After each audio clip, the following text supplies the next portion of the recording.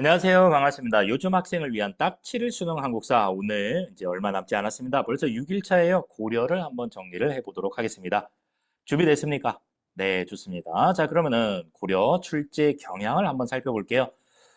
고려 같은 경우도요. 자, 그 전에는 세 문제 정도가 고정적으로 출제가 되다가 최근에는 두 문제로 축소돼서 출제가 되고 있구나라는 것을 느끼면 되겠습니다.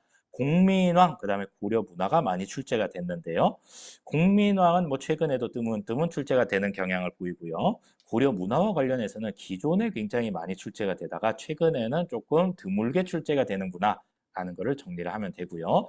왕 중에서는 우리 광종이 많이 출제가 됐었네요. 그리고 최근 경향은 거란과 여진, 이자경과 묘청의 난, 이런 것들이 조금 더 비중 있게 출제가 되고 있구나라고 알아두면 되겠습니다. 노비안 건법은 광종의 대표적인 키워드죠. 과거제와 함께요. 쌍성총관부, 그다음에 전민변정도감, 이거는 모두 다 공민왕과 관련된 키워드다라고 알아두면 되겠습니다. 그래서 조선 전기에는 광종이 중요하고요. 조선이래요. 고려 전기에는 광종이 중요하고요. 고려 후기에는 공민왕이 중요하다. 이 정도로 일단은 큰 그림을 그리고 초기 왕들부터 한번 살펴보도록 하겠습니다. 자, 고려를 세운 사람은 태조 왕건 되겠습니다. 후삼국을 통일을 하고요. 이때쯤 망했던 발해의 유민들을 흡수를 합니다. 포용 정책을 취하게 되는 거고요. 그다음에 호족을 견제하기 위해서 사신관 제도와 기인 제도를 운영하기도 합니다. 사신관 제도, 지방 호족을 그 지방의 사신관으로 임명을 해요. 그리고 그 지역에서 어떤 안 좋은 일이 일어나면은 그 책임을 그 호족에게 물었던 제도입니다. 그게 바로 사신관 제도이고요. 기인 제도라는 거는 지방 호족의 자식을 수도, 개경으로 불러들여서 공부도 시켜주고 숙식을 제공하는 겁니다. 좋게 말하면 공짜 유학, 나쁘게 말하면 인질로 삼은 그런 제도라고 보면 되겠습니다. 자, 그리고 호족들하고 이제 자기 편이 되기 위해서, 호족들을 자기 편으로 만들기 위해서 어떻게 합니까? 친척이 되면 되잖아요. 뭘 통해서? 결혼을 통해서. 그래서 이 당시에 왕건의 부인이 무려 29명이나 됐다고 합니다. 또 공이 있는 신하에게는 자신의 왕씨성을 내려주기도 합니다. 성씨하사. 그 다음에 이제 공이 있는 그런 이제 신하들한테 땅을 나눠주는데 그러한 땅을 역분전이라고 하고요. 이게 나중에 좀 변화를 겪어서 관리들에게 세금 거둘 수 있는 권리를 주는 전시과 제도로 또 이렇게 발전되기도 합니다. 자, 그리고 거란을 적대시하면서 적극적인 북진 정책을 취하게 됩니다. 그래서 땅을 조금 넓히죠. 통일신라 때 대동강까지였는데 요 태조 왕건 때 청천강까지 일부 땅을 넓히기도 한다라는 거 정리하면 되겠습니다. 자, 건강했던 왕건인도 이제 늙어서 죽게 되겠죠. 죽기 전에 후대 왕들에게 남긴 10가지 가르침이 있습니다. 그거를 우리가 훈요 10주라고 합니다.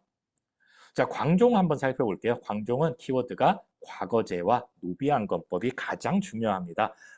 과거제가 이때 시행이 됐구나.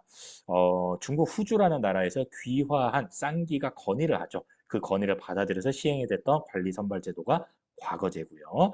그 다음에 노비안건법은 후삼국 시대 때 이렇게 지방 호족들이 불법적으로 양민들을 노비로 삼는 경우가 많았거든요. 그거를 싹 조사를 해가지고 다시 이 노비 아니었던 사람을 다시 양민으로 되돌리는 그런 작업을 했다라는 얘기입니다.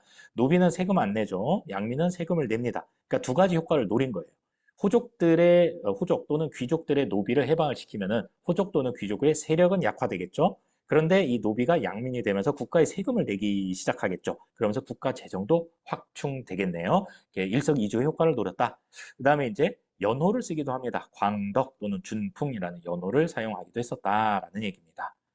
자, 성종 한번 살펴볼게요. 최승로라는 유학자가 28가지 건의문을 제출합니다. 그게 바로 시무 28조인 거죠. 그리고 이 성종은 최승로의 시무 28조를 받아들여서 통치 체제를 정비를 합니다. 중앙은 이성육부제를 실시를 하고요. 지방의 12목에다가는 지방관을 파견하기도 합니다. 자, 그리고 이제 유학교육기관으로서 국자감을 설치하기도 하고요.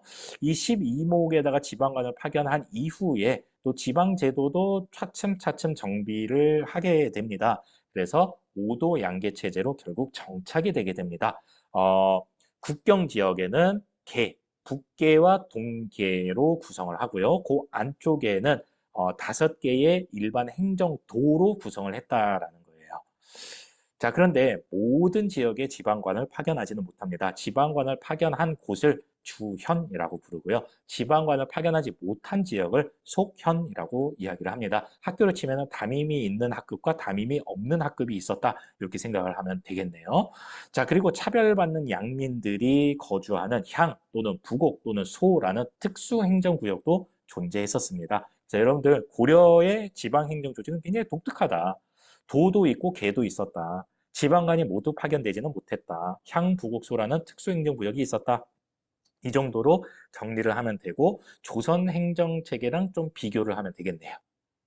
자, 이제 본격적으로 한번 가보겠습니다. 고려는 끊임없이 외적의 침입에 시달렸던 그런 나라예요. 11세기에는 거란이 세운 요나라의 침입을 무려 3번이나 받게 됩니다. 그중에 1차 침입 때는 서희가 외교 담판으로 강동 6주를 얻어내기도 하고요. 3차 침입 때는 강감찬이 귀주 대첩에서 크게 승리를 합니다. 그래서 그 다음부터는 거란 쪽이 다시는 쳐들어오지 않아요. 그렇지만 언제든지 다시 쳐들어올 수 있다라면서 방어를 하기 위해서 개경을 뺑 둘러서 나성을 쌓고요. 그 다음에 국경 지역에다가 천리장성을 쌓기도 했었습니다. 그래서 잠깐 동안 이렇게 평화의 시기가 오기도 합니다. 이 거란의 침입 시기에 만들어졌던 대장경이 초조 대장경입니다. 부처의 힘을 빌려서 외적의 침입을 무찌르려고 했었다라는 거죠. 자, 12세기에는 이제 여진족이 세운 금나라의 이 압박에 시달리게 되는 거예요. 근데 애초에 여진족은 말하자면 되게 약한 민족이었어요. 근데 이제 찔끔찔끔 고려의 국경을 넘보니까 윤관이 별무반이라는 특수부대를 구성을 해서 이 여진족을 토벌을 해버립니다. 그리고 나서 그들이 살고 있었던 지역에 9개의 성을 쌓죠. 그 9개의 성을 동북구성이라고 합니다. 그런데 관리하기도 힘들고 또 멀기도 하고 그래서 이 동북 구성을 1년여 만에 여진족한테 다시 돌려주고 말아요. 그리고 나서 여진족이 이곳을 근거지 삼아서 더욱더 세력을 키우게 됩니다. 그리고 이제 거꾸로 고려에게 4대 요구를 하게 되는 거죠. 그때 당시에 집권층이었던 이자경, 김부식 등의 문벌 세력은 이 4대 요구에 응하고 맙니다. 그래, 까짓건 우리가 좀 굽히고 들어가지만 난 지켜야 될 게 많아. 이렇게 하면서 4대 요구를 이제 수용을 하게 된다라는 거예요. 여기에 이제 반대해서 일어났던 게 이따가 보게 될 묘청의 난입니다. 자, 이자겸 얘기 조금 더 해볼게요. 이 이자겸은 대표적인 고려 전기의 문벌 세력이에요. 딸들을 왕한테 계속 시집을 보내면서 권력을 유지했던 그런 사람이라고 보면 되겠습니다. 권력을 계속 이제 획득하다 보니까 이런 생각이 들었겠죠.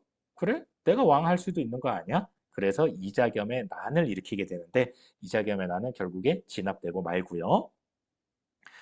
이 이자겸 세력의 이 4대 요구에 응한 것에 반발을 일으켰던 세력이 있었어요. 바로 개경이 아니고 서경, 지금의 평양 지역에 있는 그런 귀족들인데 이때 당시에 묘청이라는 풍수지리설을 신봉하는 스님 중심으로 이 서경에서 반란이 일어나게 됩니다. 그게 바로 묘청의 난입니다. 4대 요구에 반대합니다. 금나라를 정벌해야 됩니다. 그리고 황제를 칭하고 연호를 세우십시오. 이런 칭제건원이라고 해요. 그거를 황제 국가로 이제 자리매김해라라는 요구를 했던 거죠. 그리고 결정적으로 수도 개경이 아니고 서경으로 수도를 옮겨주세요. 이렇게 이제 주장을 했던 것이 바로 묘청의 서경천도 운동 또는 묘청의 난입니다. 그래서 이 당시에 임금이 그래 서경으로 한번 수도를 옮겨볼까 했다가 막판에 말을 바꾸거든요. 생각해보니까 안 되겠어. 그랬더니 이 서경 세력이 묘청을 비롯한 서경 귀족들이 반란을 일으킵니다. 그리고 이 묘청의 난은 또 다른 문벌, 개경 귀족이라고 할 수 있는 김부식에 의해서 진압되고 맙니다. 자, 이 와중에 고생을 누가 하냐면요. 지금 난이 2번이나 일어났잖아요. 그걸 다 진압을 했잖아요. 누가 진압을 하나요? 맞습니다. 군인들이 진압을 하잖아요. 근데 이때 당시에 이 고려 군인들은 엄청난 차별을 받고 있었어요. 문신들에 비해서 무신들이 차별을 받게 되는 거예요. 고생은 고생대로 하고 차별은 차별대로 받고 열받겠죠. 그러면서 이제 점점 문벌 세력은 도묘하게 되고 무신들의 세력이 커지게 된다라는 거예요. 그래서 급기야 1170년에 무신정변이 일어나면서 무신정권이 들어서게 됩니다. 무신정권 초기에는 정중부 이의방 등이 중방을 통해서 정치를 해나가게 돼요. 근데 되게 복잡해요. 정중부 또 서로 암살하고 또 집권자 금방 바뀌고 이러다가 그런 혼란을 끝냈던 사람이 바로 최씨 정권을 열었던 최충헌이라는 사람입니다. 이때부터는 이제 권력이 대물림되기 시작하는 거예요. 아들들한테. 자, 이 당시에 최충헌은 교정도감을 설치를 해서 이곳을 통해서 정치를 하게 되고요. 그다음에 사병 집단으로 삼별초를 설치를 합니다. 자, 이 무신들이 자기들끼리 이제 권력을 나눠 갖고 서로 암살도 하고 권력 투쟁을 하는 그 와중에 지방 통제가 잘 되지 않았겠죠. 그래서 그 당시에 지방 세력들 뭐, 뭐 요새로 치면은 우리 표현대로 하면은 탐관오리 정도 되겠죠? 수탈이 엄청 심해지는 거예요. 물론 이제 무신들도 막 수탈하기도 하고요. 그래서 참다 못한 하층민들이 분기를 많이 일으켰던 시기가 무신 정권기이기도 합니다. 뭐 대표적으로 망이망소위의 난, 그다음에 최충헌의 노비였던 만적의 그런 반란, 만적의 난도 있었다라는 얘기입니다. 자, 이 최씨 정권이 무너지게 되는 계기는 국내가 아니라 국외에서 옵니다. 원나라를 세운 몽골족이 쳐들어와요. 우리가 거의 한 3, 40년 동안 맞서 싸우거든요. 강화도까지 막 수도로 옮겨요.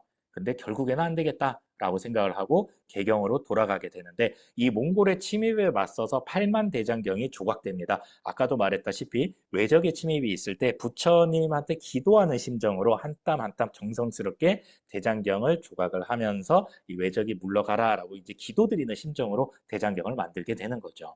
자, 그래서 어쨌거나 3, 40년 동안 항쟁을 하다가 도저히 안 되겠다. 항복을 하죠. 그러면서 이제 개경으로 다시 돌아갑니다. 강화도를 수도로 옮겼다가 다시 개경으로 돌아가면서 원간섭기가 시작이 됩니다. 원간섭기잖아요. 좋은 일이 많았을까요? 아니죠. 안 좋은 일들이 많습니다. 원나라가 일본 정벌을 위해서 세웠던 정동행성이라는 기구가 있어요. 일제시대로 치면은 조선 총독부 정도라고 보면 돼요. 이곳을 통해서 엄청나게 내정 간섭을 합니다. 다루가치라는 관리를 파견을 해서 내정 간섭을 했고요. 또 우리나라 관제, 고려의 관제를 한 단계씩 떨어뜨립니다. 관제를 격화시키기도 했고, 이때 즉위했던 왕들은 다 앞에 충자가 붙어요. 충성을 다해라. 누구에게? 원나라에게. 그래서 충 무슨 무슨 왕 이렇게 나오면은 이 시기는 원간섭기구나 이렇게 알아두면 되겠습니다. 자, 그리고 정기적으로 곡물도 바쳐야 되고 여자도 바쳐야 됐습니다. 정기적으로 원나라한테 보냈던 여자들을 공여라고 부릅니다. 다 원간섭기 때의 키워드들이에요. 자, 일제시대 때 친일파가 있었듯이 원간섭기 때도 친원파가 있었습니다. 그들을 권문세족이라고 하는데 대지주들이에요. 대지주들. 영원한 것은 없죠. 강성했던 몽골족의 원나라도 쇠퇴를 하기 시작합니다. 그때 새롭게 중국에서는 명나라가 들어섰거든요. 그런 상황에 즉위했던 왕이 바로 공민왕입니다. 우리가 이제 원나라 간섭으로부터 조금 벗어나야겠다라고 생각을 했던 국민왕이 정동행성을 폐지를 해버리고요. 그 다음에 쌍성총관부, 이 당시에 원나라가 지배하고 있었던 쌍성총관부를 무력으로 공격을 해서 되찾게 되는 거예요. 그러니까 땅도 되찾았다 이렇게 생각을 하면 되고 한 단계씩 다운그레이드 시켰던 관제를 다시 복구를 합니다. 그리고 이제 충자도 떼어버리죠 국민왕 때. 그리고 이제 신돈 승려 신돈을 등용을 해서 전민변정도감을 설치하고 이곳에서 억울하게 노비가 됐던 사람들을 조사해서 다시 풀어주기도 하고 억울하게 빼앗긴 땅 다시 조사해서 원래 주인에게 돌려주는 그런 개혁을 추진하기도 했습니다. 또한 이 권문세족의 세력을 약화시키기 위해서도 여러 가지 노력을 하는데 기황후의 오빠인 기철을 숙청을 해버리기도 하죠. 자, 그리고 그 대신에 성리학을 공부했던 새로운 세력들, 신진사대부들을 대거 등용을 하게 되는데 그 대표적인 인물들이 정몽주, 정도전 같은 사람들이에요. 그래서 이 고려 후기에는 또 홍건적, 그다음에 이제 외구의 침입이 굉장히 많았는데 이 당시에 활약을 했던 새로운 무인 세력이 있었으니 최영 또는 이성계와 같은 신흥 무인 세력들이 성장하고 있었다. 그러니까 고려 말은 보시면은 신진사대부도 성장하고 신흥 무인, 그러니까 새로운 세력들이 형성되고 있었구나. 그래서 결국에 신진사대부의 정도전과 신흥 무인의 이성계가 손을 잡고 고려를 멸망시키고 조선을 건국하는 것까지 이어지게 되는 거죠. 경제 그리고 불교 문화 한번 살펴볼게요. 자, 먼저 경제적으로는 돈, 화폐 하나만 알아두세요. 은병 또는 활구라고도 부르는데요. 이렇게 생겼어요. 호리병처럼 생겼잖아요. 이게 뭐냐면요. 요새로 치면 한 200만 원의 값어치가 있는 돈이라고 생각을 하면 돼요. 많이 쓰였을까요? 많이 안 쓰여요. 너무 고액이라서 많이 유통되지는 못했다. 그렇지만 은병 또는 활구 또 이렇게 생긴 도는 고려 때만 존재했었습니다. 그래서 뭐 은병, 활구 나오면 아 고려구나 이렇게 정리를 하면 되겠죠. 국제무역항으로 병란도가 번성을 합니다. 지도 하나 가져왔어요. 여기가 이제 개성 앞바다예요. 개성 앞바다. 병란도에서 이제 무역을 주도하게 된다라는 거고요. 마지막으로 불교 문화 한번 살펴볼게요. 불교 또는 문화예요. 자, 먼저 역사서, 고려 전기 후기 대표적인 것들 하나씩 볼게요. 전기의 대표적인 역사책이라고 하면은 김부식이 쓴 삼국사기, 후기에는 승려 이련이 쓴 삼국유사입니다. 좀 달라요. 김부식은 유학자예요. 그러니까 이 삼국사기는 약간 유교스러운 내용들이 많이 반영이 되고요. 이련은 스님이잖아요. 그러니까 약간 불교적인 색채가 강하다라고 생각을 하면 되겠습니다. 자, 스님들 한번 볼게요. 전기에는 의천, 그다음에 후기에는 진우, 이 대표적인데요. 의천은 의천이잖아요. 그래서 해동 천태종을 개창을 합니다. 지눌은요, 불교 정화 운동을 벌이게 되죠. 수선사라는 절이 있었어요. 지금의 송광사. 이 수선사를 중심으로 불교 정화 운동을 펼치게 되는데, 그거를 수선사 결사라고 부릅니다. 자, 어떤가요? 여기까지 고려를 좀 정리를 해봤는데요. 도움이 좀 됐나요? 네, 도움이 됐으면 구독, 좋아요, 알림 설정 부탁드립니다. 감사합니다.